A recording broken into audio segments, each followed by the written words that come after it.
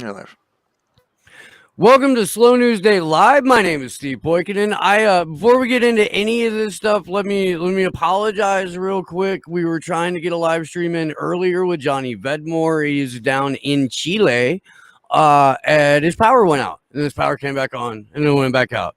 And it was like I got teased by Chilean internet earlier. And I was about to say, is that like a Chilean thing? Right? Normally I'm all for, like, a little bit of South American spiciness in my day, but this was not what I ordinarily order, So with me now is my good friend, my brother, my fellow Nazi collaborator. Don't forget involuntary therapist. Yes, yeah. The one of the few other involuntary therapists that are out here in this independent media shitstorm of fucking insanity. Niko House. What's happening, man? It's good to see you. Man, it's been a pretty boring day, bro, but nothing new. What's going on with you, man? I've been waiting to hear. Did y'all get hit by the apocalypse yet? So this channel has been like they've kept us demonetized in videos for over a year now. Like, we still occasionally get super chats. They haven't taken that feature away, but I've done such a good job of warding my audience away from super chatting the show and trying to get over to Rockman, trying to support in other ways, that it doesn't really. So I think they're just happy right now with massively unsubscribing people, rolling back the view counts, fucking with the like counts, and suppressing the shit out of the show. Yeah, they were satisfied with that with us for a while, but apparently that wasn't cutting the jib anymore. We did get the your show is QAnon content warning for a show that Gloria and I did on the World Economic Forum last Sunday. And that has a context warning about QAnon on it. And then I went on Convo Couch and I told Pasta and Fee about it, and that show got a QAnon content warning. Wow. Well, shit, at least they know what video got marked. Shit. They were like, yeah, man, just the majority of your channel just violates our community guidelines. I go like, okay, which video? They're like, delete the videos, reapply for YouTube partnership in 30 days, and you'll be all squared away. I'm like, oh, okay, well, let me see what videos they're talking about. Yeah, just generally, just they're harmful. We don't know which ones specifically, but good luck. Yeah, we don't even know what we mean by harmful, but your content counts as harmful. No, we can't really point to anything specifically. It's just what's wild is that at least when Ford Fisher got his demonetization email and he pushed back on it and they tried to explain to him what was going on, one of the videos they had removed was because there was an appropriate context involved in it. And YouTube said, like, you can't just show your raw footage, you've got to provide context. Now, this is a social media platform, the world's largest video platform, the second largest search engine in the world, which is owned by the largest search engine in the world, saying you can't just put out raw video. You have to be able to provide a narrative that we agree with. Because if we don't agree with the context you're providing, we'll remove the video too. Yeah, one of Fiorella and Pasta and Johnny's friends had a YouTube channel of six subscribers, like 2 videos only of raw footage, like primary raw footage from her phone, took it down. So basically they're saying now primary sources aren't enough. You better spin that narrative in a way that we want, or you don't have a narrative anymore. It's fucking crazy, bro. It's nuts. Isn't that fucking incredible? Like, flat out telling you, if you don't provide the context that our management or platform owner or advertisers are comfortable with, you are not allowed to try and make money in this independent media sphere on the largest video streaming platform in existence right now. Yep. That's basically what they're telling us, man. And you know what? The universe has a weird way of providing. And the action that I'm actually trying to organize is encouraging, because basically, at least on the left side, almost everybody who's banned is on Rockfin except for Jamar, who's about to be on Rockfin like in the next few days. And so, and I think the majority of us are also on Odyssey. And so I know like functionality wise, it's a little bit more similar to YouTube. So maybe some people are a little bit more comfortable with that. But overall, I think that the plan going forward has to be exclusively streaming to Rockfin and posting clips to Rockfin and maybe Odyssey if you have one, and only using YouTube to promote and basically saying fuck y'all. Yeah, yeah. Like that's basically what we've been using YouTube as anyway, right? Like, that's basically what we've been doing. And if we did, for example, just 30 days, just the next month, you don't even have to do it the entire time. Like, just use the next month. Don't give YouTube any fucking air unless it's to promote Rockfin. Watch two things happen. Rockfin grows exponentially. People realize how great fucking Rockfin is. Other content creators say, what the fuck are we doing on YouTube? They hop over to Rockfin. Now, all of a sudden, YouTube is going to do one of two things. They might not die off completely, but they would be meaningless. Like, they would have zero value on the politics side. They would be basically rendered. They'd be castrated. They would have no influence there because all the meaningful, influential people would have already been over to places like Rockfin. In addition, or on the other side of that fence, it makes them act right because they know that, like, once again, people. So our goal right now, so we have 100. We had, before all this shit popped off, 147 endorsements as of this morning. After we got demonetized, we told everybody what was going on. We did our live stream about it earlier and broke it down. Did our premium stream today. We got 23 total now, new subscribers on Rockfin. And our goal was just to hit 200 by the end of February. But basically, because the math works out so that I would be able to supplement my YouTube income permanently with just the 50 subscribers. And I wanted to use that as an example to show the YouTubers who are worried, like, oh man, what happens if I can't make my money from YouTube? Bro, the answer is right here. Yeah. Yeah. Yeah. It would be interesting to see if you could get some of the more entrenched YouTube names that kind of like came over to Rockfin because, yeah, it's always nice to have an extra platform where you can post stuff, but they're not necessarily serious about it. It would be nice to see if you could get them to actually take a stand against YouTube. They make a lot of their money complaining about YouTube. Right? If you know, like, and our goal has always, like, we're not complaining about YouTube just to drive people to our Patreon. It's like, nah, bro, we're trying to tell you there's a fucking problem that needs to get solved. And so Rockfin, especially at the time, were the only ones I felt who had the ability to solve that problem, and were not reliant on the same institutions and systems to create that platform as other platforms that have claimed to be competition. But like Twitch or some bullshit like that, even Vimeo. But those are basically the same thing. So just one's for kids, one's for, I don't know what the fuck Vimeo is for. It's kind of redundant in my opinion. And and then there's YouTube. So when the opportunity presented itself, it was nice to see some leftists jumping on board, but like they're not as invested in my opinion as they should be. And it's detrimental to not only the movement, but to them. Like we're like screaming at, especially at this point, right? What the fuck are y'all doing? It's right here.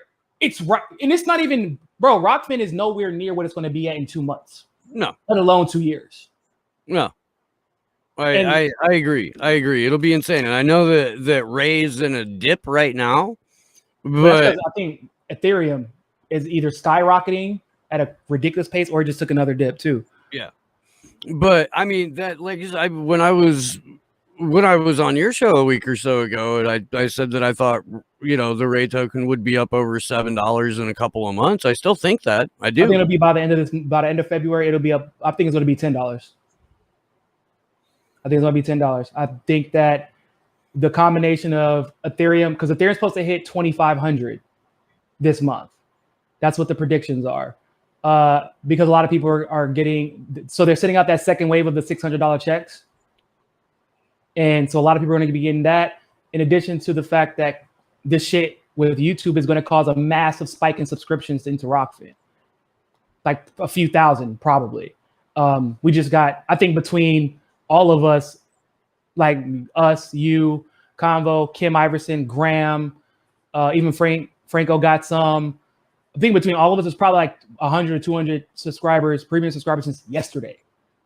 If that increases the value of the rail. I got a half a dozen premium subscribers in the last 48 hours. Yeah, right. And exactly. I haven't like, and I've had, you know, Pasta and Fion. I had Franco on yesterday too. Mm-hmm. But I mean, like I said, like we haven't been there. YouTube seems happy enough just trying to like suffocate us. Because I don't think you have another option. That's why.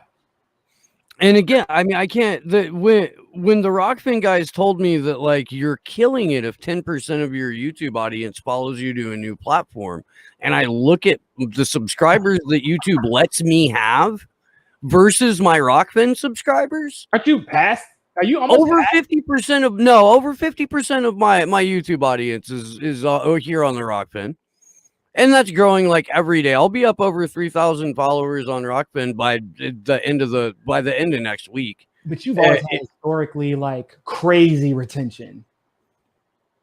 Like yeah, like 80% or higher retention rate on Rockfin. The people that are here to stick around. They're here to watch the fucking show. They're here to participate. And then hopefully, my God, I hope they go and they talk to their fucking friends about all the like madness that we discuss, because it's crucial that people understand the censorship that's happening on YouTube right now is just a fucking taste. Yep. Just a taste. A taste that, by the way, we warned about. I'm pretty sure we did it. We even did a show whenever that Hunter Biden shit went down. We were like, I hope y'all know that this is literally, they're telling us what they're telegraphing what they're going to do to us the moment that Biden wins. And we even said back then, and he's going to win. Maybe it will be earned. Maybe it won't be. Probably won't be. But they will let us know, bitch, he's going to be the guy. You better accept it or we're going to be shutting you down. And it's unfolding exactly how we predicted it. Exactly. Straight the fuck up. Look, Whitney Webb is always right. Yes, that's a good theory. And if you haven't figured that bit out, like she doesn't have to call the shot to the point to where she tells you what bleacher it's going to land in. She damn near does. But she's pretty close. Yeah. She's pretty close. And when she sat here on this show and she said, you watch, as the censorship ramps up, all of the information that the establishment doesn't want people to hear is going to get labeled into this QAnon garbage. Yep. And it didn't even take 3 weeks. I was given in March. I said it was going to be March. My bad. Forgot. Right? Forgot. Well, and that's the thing. Sleepy Josh and I were talking about this before we went live. This period of acceleration that we began back like mid 2015, really, but that kicked into high gear with the inauguration of Donald Trump. It's moving a little bit faster than even we like in our cynicism predicted. Yes, and we were being like, we thought we were being hyperbolic. You know, they were like, yeah, they're probably gonna be doing that shit like as soon as he gets elected, you know, like the first few weeks. And we were like, thought we were joking, like, yeah, we really meant a few months. No, motherfucker, I guess we really meant a few weeks. Not even a few. It's and a lot of people laughed because I said Biden's civility fascism terrifies me. And I don't know if you remember, but what did I say civility fascism is? The fascism you can't criticize. You're not allowed to. Oh, it's oh my God! I was just talking about it with my good friend Ben Balderson just before we went on. He was in a conversation with a guy he grew up with, and I've had these too with people I grew up with that have known me my entire life. Where when he expressed some sort, you know, like doubt about the election, and his friend immediately jumped in with this, "You're Donald Trump, bitch, QAnon, blah blah blah blah blah blah blah," and Trump is, Putin's bitch and this and that and blah, blah, blah. They'd got to the point to where he could be like, look, if you really want to find a country that has undue influence in the United States, then you need look no further than Israel. And the dude jumps down his throat and now turns and calls him an anti-Semite, and Ben trots out the Voltaire. If you want to see who's in power, find out who you're not allowed to criticize. Yep. Too easy. It's really that easy. You want to AOC, for example, you want to figure out how protected and insulated by the establishment she is, attack her on Twitter. Well, I mean, I don't know if that works the same now, because now she's had some chinks in their armor. But when she wanted to go out and gaslight the world about what happened on the Capitol on January 6th, CNN invited her. MSNBC invited her. Then they said you're not allowed to criticize her. If you do, apparently... Now it was a new thing. You're a rape apologist now, which I don't even know what the fuck that's about. I was off Twitter a while. I didn't know that. I came back and apparently saying that AOC is full of shit about the events that took place on January 6th means you're a rape apologist. I don't know what the fuck is that about. Do you know? Unfortunately I do. So what happened? Unfortunately I do. What happened is AOC went on Instagram the other night, and in order to manufacture consent for the new Stasi snitch army and this new domestic terrorist legislation that's just waiting in the wings for the perfect moment to be rolled out, she broke down into tears and related her story as a survivor of sexual assault to her experience in an office building on the Capitol on the 6th. I'm not kidding you. She directly took the experience of a sexual assault survivor and made it one and the same with what she experienced at the Capitol, which, as far as I can tell, is a complete fabrication of events in terms of how they realistically went down that day and her personal considering you were one of the ones who were there. Yeah. Oh, you mean and my good friend Jack was attacked by AOC, and it's funny how did you I thought he just said some run-of-the-mill conservative shit to troll her. No, it turns out he was just saying if the events that you are remembering are true, then you're a liar, because your office building is here. Katie Porter's office building is over Katie Porter. Yeah, Katie Porter is over here. The Capitol building is way the fuck over there. And I was like, hold up. Jack is absolutely 100% correct. Because as you all remember, Steve, whose office did we march to? We were right on the steps of one representative, Alexandria Ocasio-Cortez's office building, which was across the street, and a set of 3 office buildings further south, either south or east. I don't know the exact layout of this, but down the street, away from the actual Capitol building. Oh, it's a good little minute. It was like a bunch of barriers and fences. And then way over down is the entrance that everybody went into. And then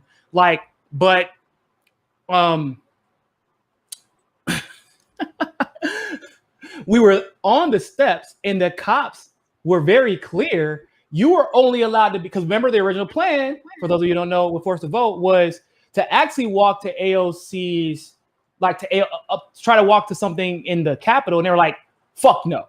They're like, don't even go near that bitch. Is this cool? We can be here in front of her office, though. Yeah, that's fine. Okay, cool. So we'll stay here, because that was considered to be a safe distance from the Capitol by the police. So and once again, the police who were giving us these instructions, anticipating the events for the January 6th.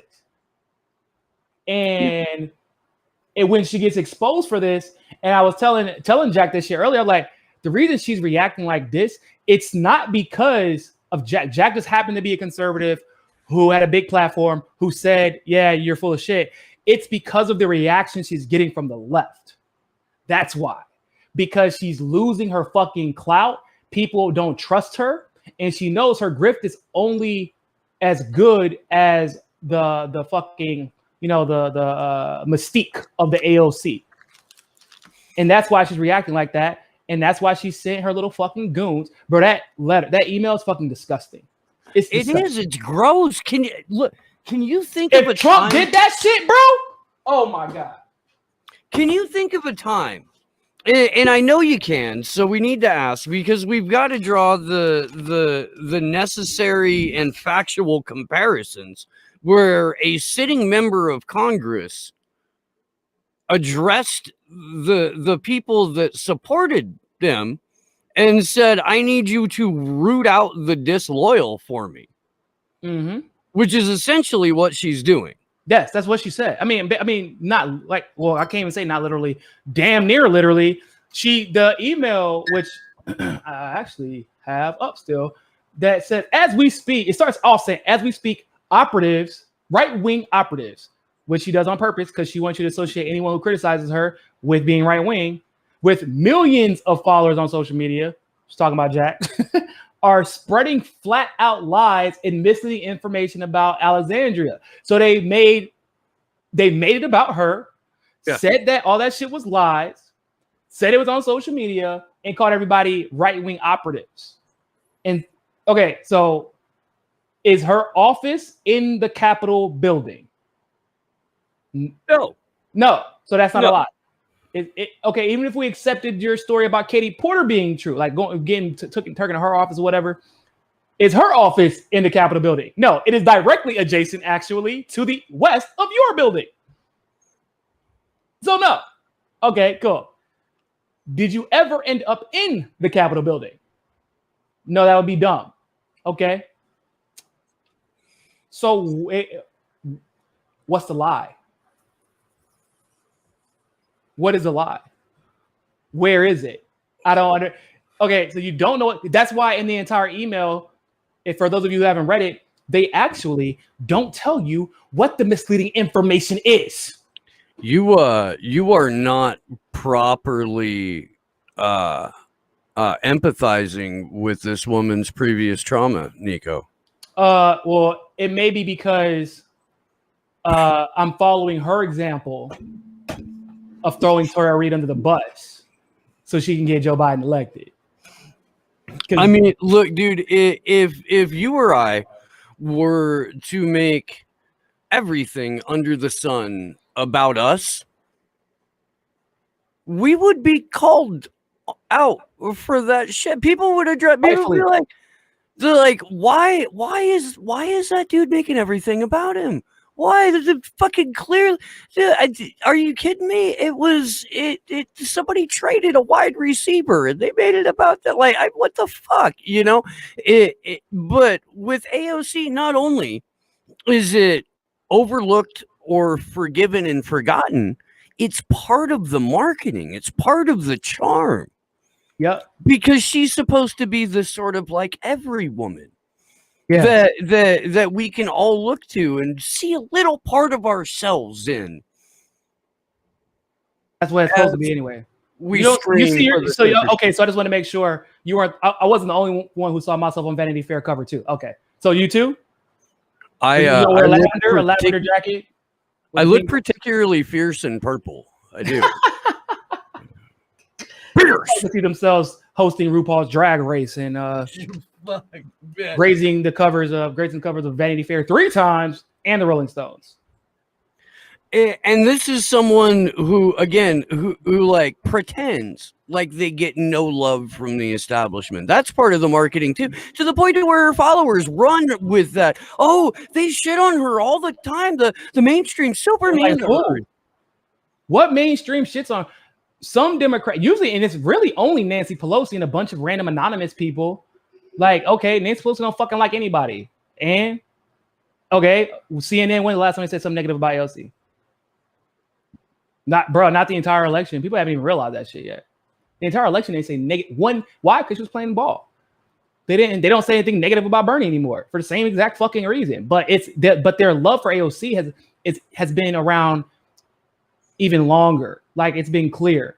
Like I was saying before, when somebody had made the comparison from about AOC with Trump, it's like, what? That's crazy. That was like 2 years ago. Then like fast forward a year and some change later, I'm like, oh my God. She has all of the exact same qualities, except for she might be a little bit better at this shit. And the quality is, the three questions you got to ask. Does CNN, MSNBC ever really criticize her? Unless it is because she just happened to go after one of the big dogs that day, which is usually, it's only Nancy Pelosi usually. No, they don't. They don't ever criticize her. Before recently, other than what, maybe us, and at the time Richard Medhurst, did you hear any indie media criticize AOC? Oh fuck no! Fuck no! Cardinal sin. You'll lose. I lost $400 in patrons last year, and like several thousand YouTube subscriptions and several thousand followers. Yeah. For politely suggesting AOC was being duplicitous and that we should move her left on any issue. I was less polite. I know it's okay, but I'm supposed to be the good little black guy. I got a big platform. I'm supposed to just kiss ass uncritically.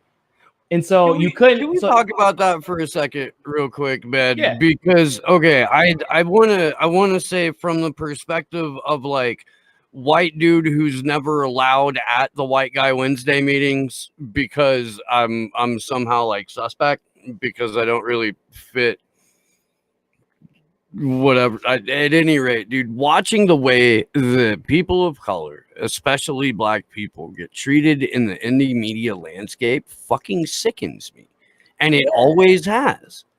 And I've been pretty fucking vocal about it from day one. But where we're at right now is fucking dangerous because you've got Walker Bragman and Jordan Sheridan and Namiki Kantz and a bunch of people who have like, if they don't have personal power themselves, they at least have rich ass kind of influential parents.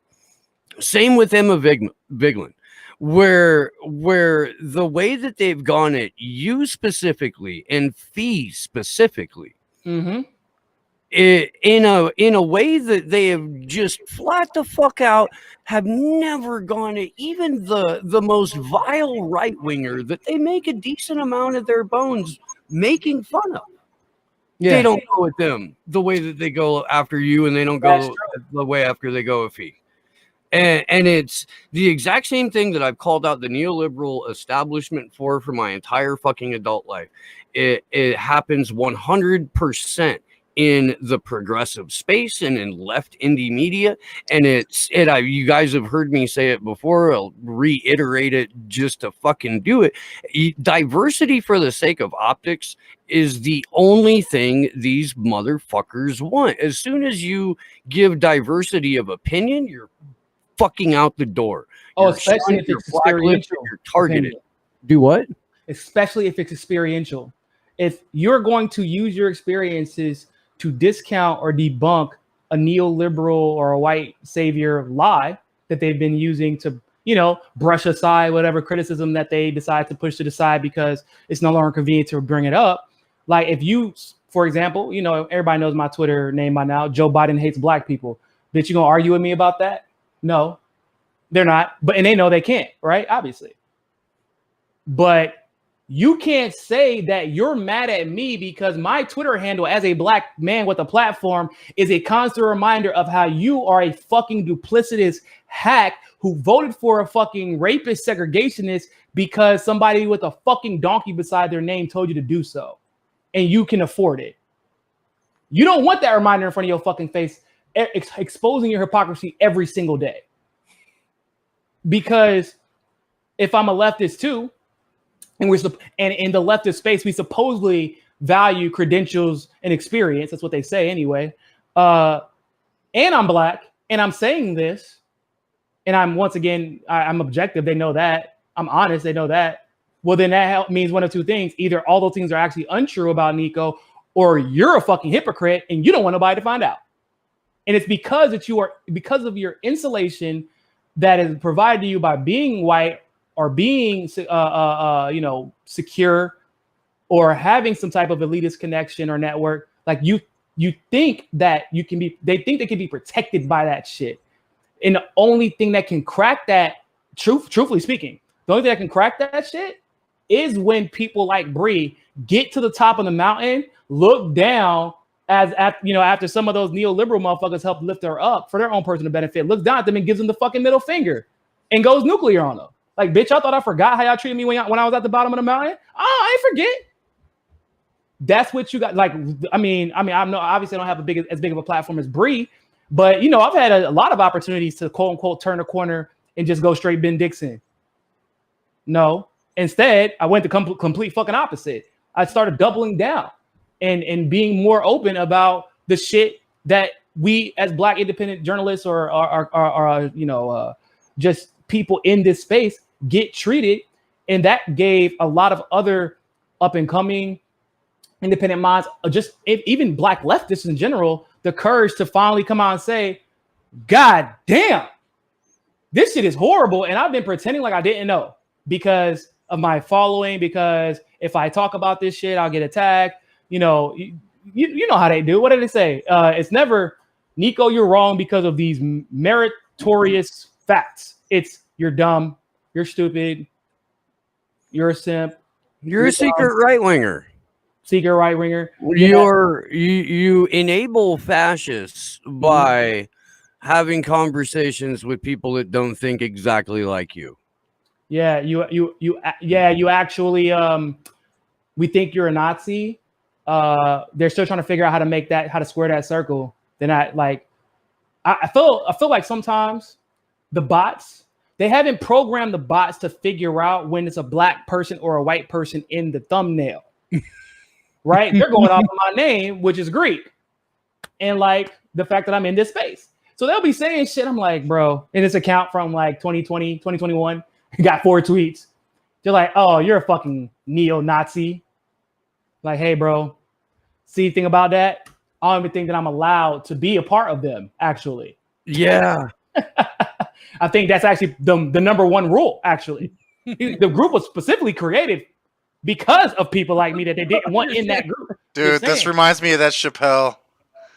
Oh, Clayton Bigsby? Yeah. Bruh. But low key, we got some real life Clayton Bigsby. God damn. In the progressive movement. Bro, that's Ben Dixon. And does Ben Dixon think for a moment that if he went on air just once and said, okay, instead of Mehdi Hassan, we're going to be joined by Boots Riley, that he would have a fucking show after that? Like, if you let somebody who can give you Black revolutionary thought the way that Boots Riley can, yeah. Do you think, does Ben Dixon think he would have a show if he did that? And I'm pretty sure he's very brand conscious, so he knows. Pretty sure he knows. Like that, I don't know, dude. I've never. If there was an idea of what authority wanted me to be when I grew up, like I would push back against that just because of the way that I'm wired. Yeah, but like they say I have an adjustment disorder. I have a problem with authority, so I guess that's part of it. I understand that, like, sometimes we make some exceptions in order to be able to put food on our table, provide for our family and shit like that.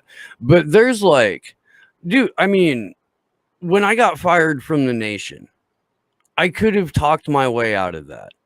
I could have been like, okay, that was a joke. I was just fucking with you guys. I wasn't really trying to publish an article called Barack Obama, Reagan with a tan. I promise. That was a fucking lark. It was, and I could have talked my way out of that. And I could have written a bunch of puff pieces about candidate Barack Obama, at the time, because it was summer of 2008 when this shit happened. And I could have played the game, and I, could have tried that shit, but no, dude, it's just, I like being able to, I don't know, look at myself Yeah, it's And not torture. Thinking of being the thought of being dishonest in this particular space, especially after I like gave up my career that I had been preparing for 2 decades, to do this shit. Like I would be depressed all day. I don't give a fuck how much money I would have made or how many followers or like y'all. I don't know why people think that like your happiness is somehow directly attached to the amount of people who follow you or don't follow you. Like, nah, bro. I'll tell people every single day. If I didn't have to have Twitter for my job, I would fucking get rid of Twitter. I hate it. I don't like Instagram because it's fickle and vain. I used to like Facebook only for interacting with my close friends and family, and that shit's done. Like social media, especially like just like Twitter, like just getting 40, like I got almost have 40,000 fucking followers, and it's great for what we're doing. It's great that I can get the truth out there. It's great that, you know, I can use that to bring awareness to the issues that we discuss every day. But like sacrificing all of my integrity, like not being able to look my family and my friends in the face whenever I love talking about my shit, the shit that I love doing, like my job with my family and my friends, not because of the job, but because I'm doing what the fuck I love to do. And it's hopefully making change that I want to make. And I happen to be able to make a living while doing it. Yeah. If I got a bullshit, if I'm bullshitting every day, I have nothing to talk about. I'm never going to want to talk about my job. I have seen the direct impact and the change in the landscape because of the shift in focus away from regular run-of-the-mill electoral politics that the MCSC network made in the last year. I could see a shift in the landscape because of that. I know that because of Action for Assange, we have shifted the conversation. Like real shit is happening because of what y'all exposed so many people, bro. Y'all exposed so many people. And damn, I mean, yeah, for the last year and some change or 2 years, but really that the week that, because y'all were doing what you always did when the forced to vote shit popped up and we just all happened to be in the same place. Like we were already going to be in DC. Like me and the convo couch were going to be in DC because of Assange shit anyway. That's why it was so convenient for us to be there for forced to vote shit. We were going to do what we love to do because it was the right thing to do and it needed to be done. And by happenstance, other people were doing what they felt needed to be done. And now people are saying, hold up, the same people who are against forced to vote are also against Assange and vice versa? Well, who the fuck is this Steve guy? Let me talk to him real quick. I need to watch more of his shit. And then they start seeing the pattern because y'all were consistent. Not because you just popped up. You don't get, that's not a coincidence that everything just happened to converge at the, no, it's because you've been doing this shit. You know what I'm saying? Like that shit is, it cannot be stressed enough how important just doing the right thing consistently, especially if no one else will do it, especially then. Doing the right thing consistently leads to AOC getting exposed in front of the whole goddamn world, while all of the biggest AOC haters, to be frank, sans Richard Medhurst, then we missed that guy out there too. But all of them just happened to be in the same fucking place at the same time saying, see, we told you. We fucking told you. All of us, everyone in this room right now told you, didn't we? Didn't we? That's true. That's true. On one of those first live streams that we had from DC where you and Pasta and Fee were over and Misky was in the room, it was like the sum total of people that had criticized AOC before it was 100% glaringly obvious for everyone in the world to see. It's and it was okay. It's okay now for the left because of us. Because we opened up that conversation, because no one would have even been willing to criticize her so that we could even be in a position to use forced to vote to expose her if we didn't constantly chip away at that. And everybody wasn't really like open about the fact that they were feeling what we were saying. They were peeping game, but you can't say how much you peeping because you might get attacked, you might get canceled, you might get smeared, you might lose a friend. So they're just looking from like, okay, we see it, we hear you, we pay attention, because there's no other way that we're getting like 1,000 people watching on that live stream that night on YouTube if they weren't anticipating this shit. You feel me? Like y'all have been waiting for this stream been waiting to be able to say the same shit we've been waiting to be able to say, which is we fucking told you. And that's why you just got to keep being real about the shit. You know how hard it's been to like not be petty about this shit. Yeah, we've been all failing very miserably, Andrew. Yes, I know exactly. All right, Andrew, I'm Josh. Oh, Josh. Oh, yeah. Josh, well, Josh, you always fucking petty. You're literally It's you be true. petty in the morning for no reason. It's true. I'm like, I don't know what Josh was doing today. Just woke up today, like, yeah, man. Fuck these guys. I'm like, Josh, what the fuck, bro? It is 4:00 in the morning. California, shit. You know, we got a whole y'all don't know this, but we got a whole DM of just pettiness, y'all. We do. Group chat. We do. It's great. Lord knows we would either be given a prime time reality television show or instantly canceled. Just depends on who saw the messages first and what order you saw them in. Dude, that group is my therapy. Bro, I don't even like in my other groups anymore, really. No, I'm in dozens, and I don't even bother. There are enough people in that group to where it really is like, okay, well, I feel comfortable saying a little bit more than what I would on the air, but I say pretty much everything I would want to say on the air anyway. There's some confidences from people that I keep, you know, they're not like, I'm not comfortable putting people's business out there. Like, you know, yeah. I'm not, that's not my job. I'm not a fucking gossip columnist, you know, fucking silly shit. I got to go do Anonymous Bites Back here in a few minutes. But do you want to address the Walker Bragman thing, because that's really fucking weird, and I feel like it deserves some airtime. Yeah, man. So, by the way, I've never met Walker Bragman. I'll pull the tweet up too, just the one that he. Never talked to Walker Bragman. We actually still to this day, it is a mystery as to how he got a blue check, because he's nobody. He is famous for kissing Bernie Sanders' ass. The moment that Bernie dropped out of the race, he disappeared in obscurity. Now, in a weird converse event, also MCSC just started blowing up after the election. Wrong one. As we kind of anticipated, because like we would say, after this horse race is over, y'all have to focus on policy, and these motherfuckers don't know shit about policy. So Walker, the first time he just randomly talked shit about me was actually whenever Bree goes on to my when I was a featured speaker at the People's Convention, because my speech starts going viral, and he was upset about it. So he's like, People Party must not be good if Niko House is speaking. Right. I remember. There was some weird ass neoliberals saying that Fidel Castro is a fucking evil ass authoritarian and that Cuba is, like, I'm like, so, but it's me you're worried about? And here he is saying you, Niko House, pushed Pizzagate. Yeah. So fast forward, because and then like he attacked me again because Bree came on my show, so he attacked me, which is weird. And then fast forward. So today, to put this tweet into context, where the fuck it came from. So I tweeted out earlier, AOC is a villain and everybody should just accept it. I went and did my daily shit talking and came back later and found out that the tweet had 27,000 fucking retweet or likes and 4,000 retweets. And which, to add icing on the cake, I got 3,000 fucking followers from that tweet. And it's mostly leftists who agree. So blue check neoliberal, neo-progressive Twitter is not taking that well.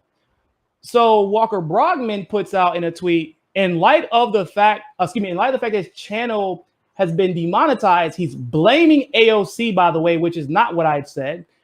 Here's a clip of Niko pushing Pizzagate. Yeah. What? Yeah. First of all, if that was true, what the fuck are these two things? How are these related? So are you saying that you're advocating for the censorship, or you're not advocating for the censorship? You just randomly brought it up because that was the only excuse you could have to tag me in a clip to justify posting a clip, which, by the way, makes me sound actually like fucking Nostradamus if you actually listen to the clip. But to push a clip from 2017, bro. I couldn't grow a beard in this picture. I have a microphone that I haven't had in 3 years and headphones. I don't know where the fuck those are anymore. I think I lost them bitches. And the clip itself actually says, if this much evidence had been compiled for anybody else that wasn't a political elite or corporate elite, it would be investigated. And that's a 100% fact. And the fact that it isn't being investigated in and of itself is a travesty, and once again shows the double standard that there are for elites versus the common folk. Now, what he chose to clip out, because he's a fucking racist, neo-progressive prick who doesn't want the actual experience of black men to be connected and contextualized with their statements, what the fuck he forgot to say is that I got niggas from the hood who got their houses ran up in for having one too many fucking cars go out of their driveway. So they thought they had to be moving pounds of fucking weed, because that's the only way that a black person would ever have cars coming out of the driveway. Because the whole fucking song, actually, you heard that J. Cole song, Neighbors? The neighbors think I'm selling dope. That was fucking based off of a real life experience that he had when he moved to Georgia, because he had too many people coming in and out of the studio to record and help him produce. So his neighbors called the cops on him because they thought he was a fucking drug dealer. They ran in his goddamn house with a SWAT team for suspicion. Happened to me when I was 19, because I was I was the wrong type looking dude. The hair, bro. It's the hair. It was the hair. You look like the plug. You look like the plug. You don't look like the user, bro. You look like the fucking plug. You're every lying. Black guy, like you're every hood black dude's favorite white boy. That if we're going to have a big ass party, we're calling old high guy Steve to bring the Molly and the shrooms and the dope. That's what you look like. I will pull your ass over immediately if I was the cop. Yes, 100%. But that's the point I made. No idea how accurate that really is. I was growing up, dude. I fucking man. But it's hilarious. So he purposely, of course, after you spent, you probably had to spend hours searching, by the way, for my video from 2017. And you had to take all this time to clip it. And that was from a stream, which was a few hours probably long. And you managed to not put the most important of that 10 or 15 seconds. Also, isn't Ghislaine Maxwell in fucking jail right now? I'm pretty sure she's in jail, and I'm pretty sure her business associate, Jeffrey Epstein, did not kill himself in Manhattan Correctional Center almost 2 years ago now, right? Yeah, and what were they there for again? I don't know. I might be mistaken. I could be conflating two events. I believe they're there because they are the face of an international child sex trafficking ring and blackmail on behalf of the world's elite and a number of intelligence agencies. Mm-hmm. And literally, president was on his plane. Ghislaine Maxwell's own statements, court documents say, yeah, Bill Clinton was literally sitting on this motherfucker Jeffrey Epstein couch. So basically what you're saying is, Walker, is the hill that you want to die on is, man, Niko suggested that investigations based off of the evidence that we have here, or at least the reasonable suspicion that we have here, based off of that evidence, Niko is saying we should have an investigation into the world's political and corporate elite, because human trafficking is exponentially high and no one is saying anything about it. And by the standards set in every other scenario for us common folks, yeah, it would warrant an investigation. And by the way, even though Niko was actually correct and the investigation should have been warranted or was warranted, and that investigation literally led to Jeffrey Epstein going to jail and never killing himself, Ghislaine Maxwell still in jail and being denied bail after court documents were revealed that she literally was talking to Bill Clinton as motherfuckers on the couch. But he said pizza. He was wrong about the pizza part. No one got any pizza whatsoever. Pizza Hut didn't even show up in the fucking court documents. Therefore, censorship. Booyah in your face. What's up? Do you think Walker Bragman read the Podesta emails? No.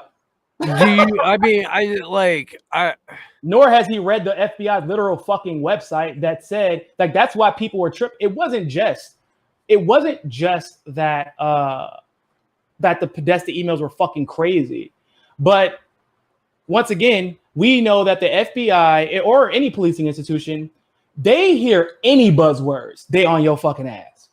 They on your ass.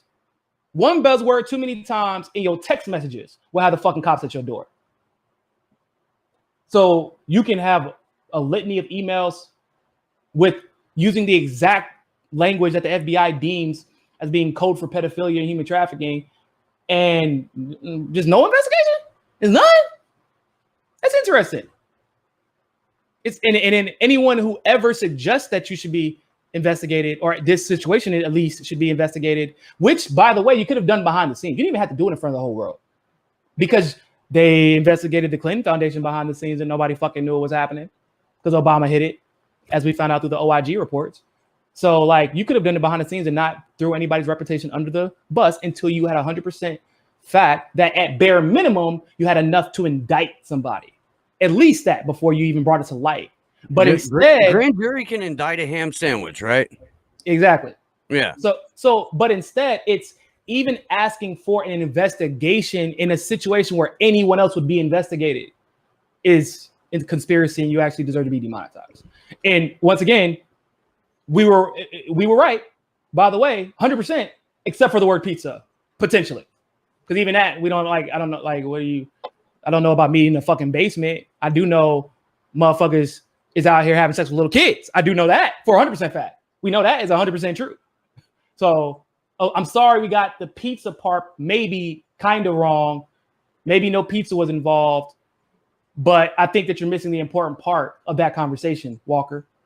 Don't you think? Yeah, it's intentionally missing the forest for the trees in order to try and score an emotional point and gin up some sort of irrational hatred that has, again, unfairly and excessively rolled onto you, onto Fee, and more often than not onto people of color in this independent media space. And like, I don't know. I don't. I'm over here like waiting, like, bro, I'm out here getting out my boxing gloves and shit. Cause I know as Glory begins to increase in popularity, like, I know as bad as Sophia used to get it, Glory's gonna get it worse. Oh yeah. And I'm fighting motherfuckers over Glory. So like, I'm not going back and forth with y'all. I'm gonna knock you the fuck out. Yeah. Like, I'm not going back and forth with you over Glory. Yeah, like, you're going to pick up your teeth with broken arms, and then you're gonna think twice. And I got the bail money now, so I'm good. We good on the bail money. We all right. We good now. I got my sack of oranges ready. Say what? I said I got my sack of oranges ready. Yeah. Sack of oranges. There you go. Yeah, that's how we used to do it in basic training. We had to fuck up some racist dude with a sack of soap. Ooh, brutal. Brutal. Yeah. Full Metal Jacket style. He told me to go pick some cotton. Because he was mad because he got beat out for some leadership position that he didn't even care about. Like, he was taking it way more serious than I was. And he was like, "We'll just go fucking pick some cotton." I was like, "Oh, okay. Okay." And I acted like I wasn't bothered by it at all. Then I beat his ass with a fucking sack of soap. I woke him up before I did it though. I didn't just like hit him in his sleep. I said, "Hey, bitch, I need you to repeat to me real quick what you said earlier, because I want to make sure that before I do this, I'm not making a mistake, because I wouldn't want to, misunderstand you or misinterpret you. But you said I should what now?" Good times, good times. Yeah. I will give him credit. He was bold. He did say it again. And he had to go get his teeth replaced. And then I told him if he told the drill sergeant that we did it, I would fuck him up again. All right, man. Well, I don't do the bullying, bro. I hate bullying. I hate bullies. I fucking hate them. Me too. That's what we do, bro. All we do all day is challenge bullies. That's what our job is. Punch all the way above our weight class. Yeah. All day, every day. Just the fucking, and it's. But we're like AI doing it though. So it's like, yeah, but we AI. Yeah, I'm 5'11", 160 pounds, but I'm a dunk on your ass. That's basically what we do all day.